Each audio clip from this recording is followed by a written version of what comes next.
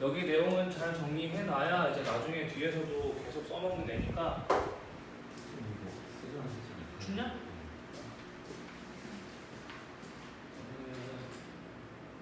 자, 198페이지에 보면 이제 루이스 전자점식이라고 나오는 게 있는데, 자 얘는 이제 뭘 할 거냐면 원소기호 주위에다가 원자과 전자를 점으로 나타낼 거야. 우리 원자과 전자는 1부터 7까지 있지. 1족 하나, 2족 2개, 13족 3개, 17족 7개 원자과 전자가 있잖아, 그렇지? 18족은 없으니까 안 써. 결합도 안 하니까. 자, 그래서 원자과 전자를 점으로 표현한 거고, 그래서 이 루이스 전자 함식을 쓰면은 뭘 할 수 있냐면 화학 결합을 나타낼 수 있는 게 특징이야. 점을 찍어서 화학 결합을 표현을 할 거야. 이게 이제 루이스 전자 함식이야. 일단 기본적으로 그리는 방법은 상하 좌우에다가 하나씩 채우면 돼. 약간 대칭이 되게끔 깔끔하게 채워주면 된다라고 생각해 주면 돼. 자, 이거는 뭐 상하 좌우 뭐 정해져 있진 않아. 보통은 그냥 뭐 알루미늄 같은 경우 잠깐 보면 이렇게 왼쪽에 2개 놓고 위에 하나 놨잖아, 3개. 근데 이걸 여기다 그려도 상관은 없어. 다만 여기에 하나하나가 차기 전에 쌍을 만들지는 마. 무슨 얘기냐면 알루미늄을 그릴 때 이런 식으로는 안 그린다는 소리야. 알겠지? 약간 우리 앞에 걸로 배운 앞에 거 오비탈 개념으로 약간 접근을 비슷하게 해보면 홀전자가 많게끔 최대한 점을 그려. 그런 다음에 더 채워야 될 때는 그냥 쌍을 만들면 돼. 여기 플로린 봐봐. 7개를 만들어야 되니까 상하 좌우에 4개를 찍고 나서 여기다가 하나씩만 더 찍어서 만들어 준 것 뿐이야. 7개를 줘. 자, 이렇게. 자, 그 다음에 홀전자. 마찬가지야. 홀전자 개념은 쌍을 이루지 않은 전자, 그리고 화학 결합할 때 쌍을 이룬다. 이걸 꼭 기억하면 돼. 화학 결합할 때 쌍을 이룰 거야 라는 거. 자, 플로린 아까 본 대로 7개. 그러면 배치하고 나면 이렇게 얘네들은 쌍을 이뤘고 얘만 쌍이 안 됐으니까 홀전자가 하나 결합할 때 요거 하나가 쌍을 이루면서 결합을 한다 이런 얘기야. 그 다음 알루미늄 3개야. 홀전자 3개. 그래서 얘는 결합하지 않은 게 3개니까 뭐 결합할 때 이 3개가 어떻게 될 거야. 이렇게만 유출을 해주면 되겠네.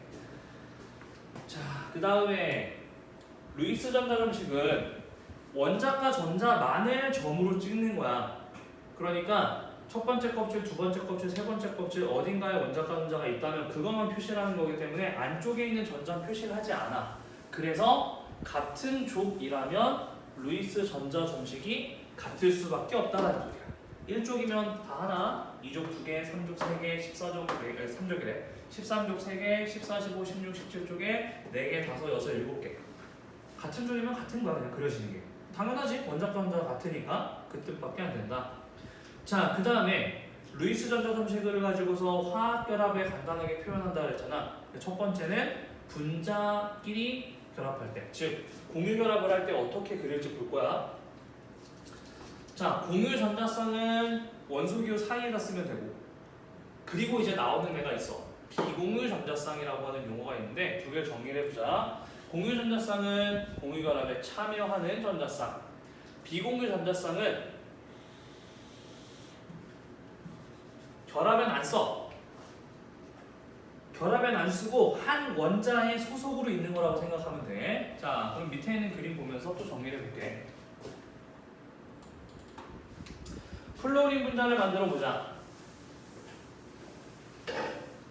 자, 플로린 분자는 플로린 2개가 결합을 하면 돼. 홀전자가 하나하나였으니까 걔네를 가운데다가 공유 전자쌍으로 만들면 되겠네, 그치? 단일 결합을 한 거야. 그리고 플로린은 얘네 말고 나머지 6개들은 각각이 갖고 있는 비공유 전자쌍이야 라고 말을 하면 돼. 그럼 이제 문제 풀다 보면 뭐가 나올 거냐면 이렇게 플로린 분자가 있어. 아니면 그림을 안 그려놓고 이렇게 있다고 해보자. 그럼 너네 머릿속에는 얘네가 이런 식으로 결합되어 있다는 게 떠올라야 돼. 그리고 뭘 물어볼 거냐? 공유 전자쌍 개수, 비공유 전자쌍 개수 이런 것들을 찾는 문제들이 나와. 물론 그게 몇 개인지 찾는 게 아니라 걔네를 이용해서 또 응용 문제를 풀어야겠지. 그럼 얘는 플로린의 공유 플루오린의 비공유 전자쌍이 3개, 3개가 있으니까 이렇게 쓰여 있으면 얘는 공유 전자쌍은 한 쌍이 있고 비공유 전자쌍은 6쌍이 있어 라고 해석을 할 수 있어야 되는 거야. 6개인 건 이렇게 센 거다. 하나, 둘, 셋, 넷, 다 6개를 다 센 거라고. 어떻게 해야 되는지 보이지? 자, 그 다음 물 분자로 가보자. 우리가 물 분자는 산소 원자에 수소 원자가 2개가 붙는 걸 알 수 있어. 자, 그러면 어떻게 되면 되냐? 산소 원자는 루이스 전자 공식으로 그려본다면 원자권자 6개를 표현해야 되기 때문에 이렇게 결합이 된 거 2쌍과 안 된 거 홀전자 2개가 있을 거야. 여기에 수소가 하나씩 달라붙으면 되겠네. 그럼 이 물 분자에는 공유 전자쌍이 하나, 2쌍이 있는 거야. 그리고 비공유 전자쌍이 산소 쪽에 하나, 2개가 있어 라고 해석을 해줄 수 있어야 돼. 그래서 여기도 똑같이 정리해볼게. 자, 물 분자 같은 경우는 공유 전자쌍은 2개, 비공유 전자쌍은 2개 이렇게 얘기를 할 수 있다는 거야. 요거 세는 거 굉장히 중요하다. 자, 그 다음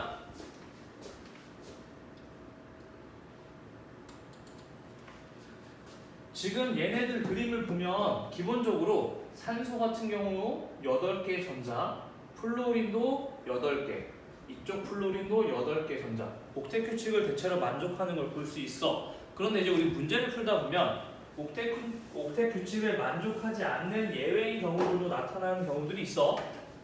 예를 들어 붕소 제일 많이 나올 거야. 이제 분자 구조할 때도 되게 많이 나오는 애라서 붕소나 황 이런 애들은 결합은 안정적으로는 할 수 있어. 하지만 옥텟 규칙은 만족하지 않은 상태로 결합할 수도 있다는 거는 우선은 기억을 좀 해놔. 어차피 나중에 뒤에 가서 선생님 또 한 번 더 얘기할 거야. 자, 특히 붕소 많이 나온다 그랬다. 붕소 같은 경우는 옥텟 규칙을 만족하지 않아도 결합은 성성이 가능하다. 근데 옥텟 규칙이면 이 88 구조가 옥텟 규칙이면 가장 바깥 전자 껍질에 8개가 채워지는 거지. 무조건 8개. 근데 일주기 수소는 예외로 보잖아. 항상 2개짜리. 그러니까 이렇게 8개가 맞으면 그게 산소 원자한테 옥텟 규칙이 맞았다라고 생각해주면 돼. 그리고 수소 같은 경우도 옥텟 규칙이 만족했다고 얘기해줄 수는 있어. 어차피 얘는 2개만 차면 끝나니까. 자, 루이스 구조로 가볼게요. 자, 요건 이제 뭐냐면 루이스 전자점식은 방금 플로린 같은 경우도 어떻게 썼니? 이렇게 있으면 여기 점 2개 이렇게 해서 다 표시했잖아. 이거를 조금 더 간단하게 한 거야. 루이스 구조라고 하는 거는 전자점식하고 다르게 공유 전자쌍은 짝대기로 표시하는 거야. 요거 이제 표현이 달라. 루이스 구조식 혹은 구조식 다 같은 의미니까 뭐를 표현한다? 공유 전자쌍을 선으로 나타낸다는 거야. 공유 전자쌍 하나를 선 하나로. 그리고 비공유 전자쌍을 그대로 두거나 아니면 생략도 해. 생략도 하는 거야. 그러면 예를 들어 단일 결합선 하나로 나타나면 돼. 플로린이나 수소, HFG. 그럼 여기만 공유 전자쌍이니까 여기를 이렇게 짝대기로 하나 그려. 그리고 플로린 쪽은 6개를 그려도 되지만 생략을 해놔도 되는 거야. 그럼 너네 문제 풀 때 조심해야 될 게 뭐냐? 이렇게만 만약에 그려져 있다 그래서 비공유 전자쌍이 없다 그러면 안 돼. 머릿속에 항상 플로린은 3개를 갖고 있다. 여기에 지금 6개가 점이 생략이 돼 있는 걸 인지를 하고 문제를 계속 풀어야 돼. 알겠지? 이게 실제로 생각보다 문제만 풀다 보면 그냥 선만 보고 공유 전자쌍 개수만 세고 비공유는 생각을 안 하는 경우들이 종종 나올 때가 있어. 항상 염두에 두란 소리야. 알겠냐? 그 다음에 플로린 마찬가지로 이렇게 해놓으면 너가 단일 결합했구나. 근데 플로린이니까 비공유 전자쌍 당연히 있겠구나 생각을 꼭 해줘야 된다고. 물 같은 경우도 이렇게 암모니아도 메테인도 이렇게 표시를 할 수 있어. 자, 그런 다음에 다음 거로 넘어가 보자. 공유결합 중에서는 이중결합, 삼중결합도 있었어. 원자와 사이에 전자를 2개 혹은 3개를 한 번에 공유하는 경우들도 있었단 말이야. 그러면 이중결합은 결합선 2개, 삼중결합은 결합선 3개로 표현하면 돼. 그래서 산소, 기체, O2 이중결합을 할 거야. 루이스 전자식으로 먼저 해보면 홀전자가 2개가 있으니까 산소끼리 전자를 2개씩 공유하면 되네. 그리고 비공유 2개, 비공유 2개가 있으면 돼. 그럼 이제 이걸 어떻게 간단하게 표현할 수 있냐? 여기 공유 전자쌍 2개를 선으로 표현한 것 뿐이야. 2개로, 선 2개로. 그 그 다음 질소 3중결합이지 선 3개로 이산화탄소 2중결합 2중결합이니까 양쪽에 2개 사이하나수소 문제 풀 때 진짜 많이 나올 거야. 수소 단위결합 탄소와 질소는 3중결합 하나 3개 이렇게. 에타인 자 얘는 C2H2라는 분자식을 갖고 있는 물질인데 그래서 탄소가 억테큐식을 만족해야 되는데 수소랑 만족해야 돼. 그래서 수소는 단위 결합을 하면 돼. 그럼 탄소는 결합을 총 4개를 해야 안정해 줄 수 있겠지. 그래서 이쪽에 결합 하나씩을 했으니까 탄소끼리는 3중 결합을 할 수 있다. 이런 식으로 해석하는 문제들이 나올 거야. 자, 또 조심해야 될 거. 문제를 풀다 보면 구조식을 써줄 때 무조건 다중 결합을 다 그려주지는 않아. 문제 조건에 다중 결합은 생략했다 이런 식으로 표현이 될 수도 있기 때문에 그런 것들 볼 때는 너네가 맞춰서 문제를 푸는 수밖에 없어. 선 하나라고 무조건 단일 결합은 아니야. 알겠지? 다중 결합은 생략하고 하나로 표현해서 문제를 만들 수도 있으니까 그것도 주의 깊게 봐줘야 된다. 자, 그러면 방금까지 본 거는 공유결합 물질들은 다 저렇게 표현하면 돼. 루이스 전자점식으로 표현을 하든 아니면 루이스 구조를 가지고서 공유결합은 짝대기로 비공유는 생략 이런 식으로 그리면 된다면 이온 결합의 경우는 어떻게 할 거냐? 이온 표시를 해서 결합을 시켜주면 돼. 그럼 이온 표시는 어떻게 하는지 정리를 해볼게. 자, 이온은 이온의 전하만큼 점을 더 찍거나 혹은 점을 빼거나 해서 표시하면 돼. 그럼 점을 더 찍는 경우는 어떤 경우이니? 음이온 됐을 때. 음이온 됐을 때는 전자가 몇 개 들어왔는지를 더 찍어서 그려주면 돼. 그 다음에 양이온 됐을 때는 전자를 지우면 되는 거야. 그러면 그거를 지운 다음에 이온 표시를 당연히 해줘야겠지. 보통 어떻게 하냐? 나트륨 이온 같은 경우는 점이 하나 있었을 거 아니야. 그게 빠지면 나트륨에다가 그냥 플러스 표시해주면 그게 나트륨 이온인 거야. 점이 없어야 돼. 자, 조심해야 될 거. 나트륨 이온이 된다 그래서 네온처럼 전자 배치가 되는 건 우리가 이미 배웠잖아. 그렇다고 해서 8개 굳이 그릴 필요가 없는 거라고. 양이온은 안 그려. 점을 안 그린다. 그 다음 음이온은 염소 원자가 7개가 있는 곳에 전자가 하나 들어올 거 아니야. 그럼 들어왔으니까 그것까지 해서 총 8개 점을 찍은 다음에 마이너스 표시를 해주면 되는 거야. 자, 그 다음 요걸 가지고 이제 이온 결합 물질을 한번 확인해 볼게. 그럼 이온 결합 물질은 어떻게 최종적으로 표시를 해야 되냐? 나트륨과 염소가 만나서 염화나트륨이 되는 거야. 그러면 나트륨에 있던 전자가 하나 떨어져서 요 점이 여기 점으로 넘어가야 돼. 그러면 점이 넘어가면서 전자가 넘어가면서 양이온과 음이온이 되겠지. 그거를 표시해주기 위해서 대괄호를 표시하면 돼. 양이온, 음이온 구분하기 위해서 대괄호를 사용한다. 그리고 오른쪽 위에다가 이온의 전하를 표시해주면 되는 거야. 그러니까 나트륨은 NA만 들어가면 되겠네. 대괄호 안에. 그리고 대괄호 오른쪽 위에 1 플러스 나트륨 이온의 전하를 써준 거야.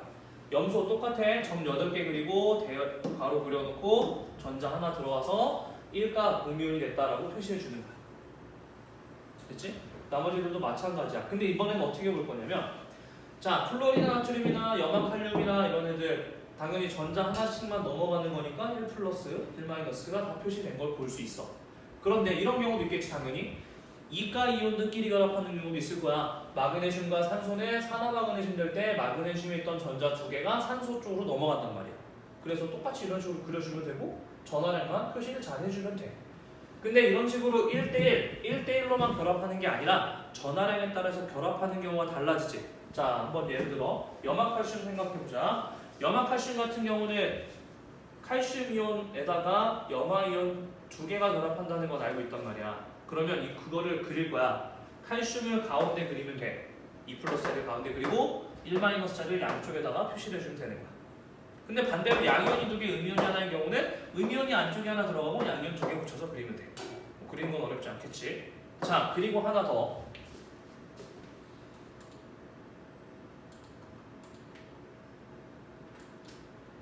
이온 중에 요런 이온도 있어. 수산화 이온. 이제 앞으로 사단은 뒤에 가면 진짜 자주 나오는 애인데 수산화 이온은 어떤 거냐면 산소와 수소가 결합해서 한 덩어리가 된 다음에 걔가 음이온을 띠고 있는 거야. 그럼 여기 1-라는 소리는 무슨 뜻이겠냐? 얘네 전체에 전자가 하나 들어왔다는 뜻이야. 그럼 전자가 하나 왜 들어오냐라고 생각을 해보는 거야. 산소랑 수소는 공유결합을 할 거야 일단. 그러면 수소가 갖고 있는 전자 하나랑 산소가 갖고 있던 홀전자 중에 하나가 이렇게 공유결합을 형성을 했어. 그러면 산소 입장에서는 얘네 두 개를 비공유라고 한번 해보자. 그럼 이제 홀전자 중에 하나는 수소랑 결합을 해서 공유결합이 됐어. 근데 나머지 하나 홀전자가 옥텟 을 만족하려면 전자 하나가 필요하지. 그래서 외부에서 전자가 하나 들어온 거야. 외부에서 하나가. 그럼 하나가 들어왔으니까 전체 덩어리로 따질 때는 전자가 하나 들어왔으니까 1-음이온이 된다라고 해석을 해주는 거야. 그리고 루이스 전자전체를 간단하게 루이스 구조로 이렇게 그릴 수도 있는 거고. 그렇지? 이런 경우에 이온도 있으니까 이렇게 표시해 줄 수도 있습니다. 라는 걸 기억해 두면 돼. 자, 그 다음 뒷장으로 넘어가 보면 200페이지에는 뭐 빈칸 채워서 뭐 하는 게 있는데 이거는 뭐 따로 내가 풀라고는 안 하니까 201쪽 거 바로 풀고 확인할 거야.